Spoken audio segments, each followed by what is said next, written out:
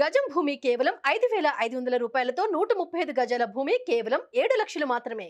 జరుగుద్దని అసలు ఎవరు ఎక్స్పెక్ట్ చేయరు. మీ అందరికి తెలుసు. మన ఇంట్లో కూడా కొన్ని శుభకార్యాలు ఉంటాయి. అనుకోకుండా చిన్న చిన్న ఏదో జరుగుతూ ఉంటాయి. అది మనకు సంబంధం ఉండకుండా కూడా కొన్ని జరుగుతాయి. అవి మన ఆనందంలో కొన్ని అపార్థాలు జరుగుతాయి. అలాంటి దాంట్లో ఇది ఒకటి అని భావిస్తాను. అది బ్యాడ్ లక్ అంతే. ఒక బ్యాడ్ అది చూడాలండి. అంటే ప్రభుత్వం మేము గౌరవిస్తున్నాం. ప్రభుత్వాన్ని గౌరవిస్తూ చట్టాన్ని గౌరవిస్తూ మేము రావడం జరిగింది. వాళ్ళను మనం ఏదైనా సెక్షన్స్ ఏం పెట్టి చూసిన తర్వాత అప్పుడు బేలబుల్ నాన్ బేలబుల్ చూసిన తర్వాత అది అనుకోని సంఘటన. ఇప్పుడు చాలామంది ఫ్యాన్సెస్ ఒక్కొక్కసారి దురదృష్టవశాత్తు అట్లాంటి సంఘటనలు అవుతాయి. అలాంటిది బోలన్న గారు దగ్గరుండి దీన్ని పరిశీలించేసి ఈ తమ్ముడికి ఒక రైతు బిడ్డ, ఆయనకి ఏం తెలియదు, కొత్తగా వచ్చిండు, ఆయనకు తెలియకుండా జరిగిన సంఘటన కాబట్టి చట్టాన్ని గౌరవించాలి కాబట్టి ఆయన దీనికి వచ్చిండు. ఇప్పుడు పోయి ఏమేమి పెట్టిరో చూసిన తర్వాత ఫర్దర్గా బెయిలబుల్ పెడితేనేమో ఇక్కడనే స్టేషన్ బెయిల్ తీసుకుంటాం. నాన్ బెయిలబుల్ పెడితే దాన్ని చట్టపరంగా ఏం చేయాలో అని చేసుకుంటాం.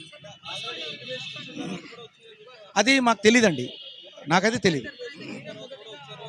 ఇంటిమేషన్ ఇచ్చిండొచ్చు, కానీ మేము వస్తున్నాము ఏంటో మొత్తం మాట్లాడితే బాగుంది.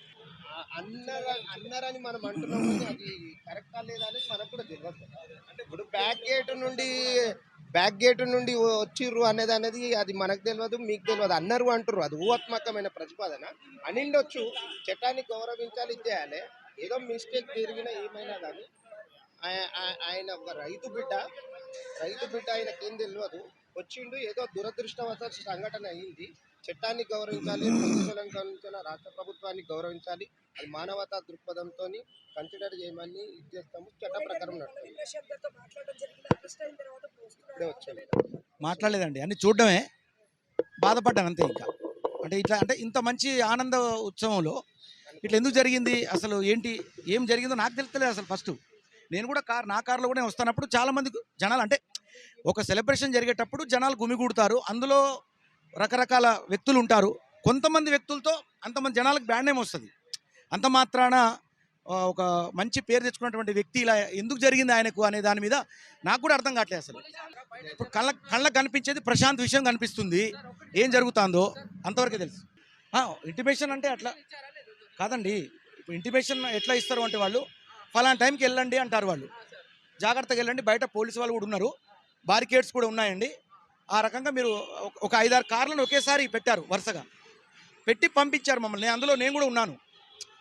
సో జనాలు ఒకేసారి మూకుమడిగా ఎట్టాకని అనలేమండి. అభిమానంతో వాళ్ళు రకరకాలుగా ఉంటారు కదా. అందులో ధ్వంసం అంటే ఒకటండి, ఇప్పుడు 100 మంది మంచాలు ఉన్నప్పుడు 2-3 అందులో ఏదో చేసి ఉండొచ్చు బహుశా. కానీ అంత మాత్రాన అది నాకైతే దాని మీద నాకు అవగాహన లేదండి. అంటే వాళ్ళు కావచ్చు. సరే ఒకసారి ఓకే అండి, మళ్ళీ మాట్లాడతాం.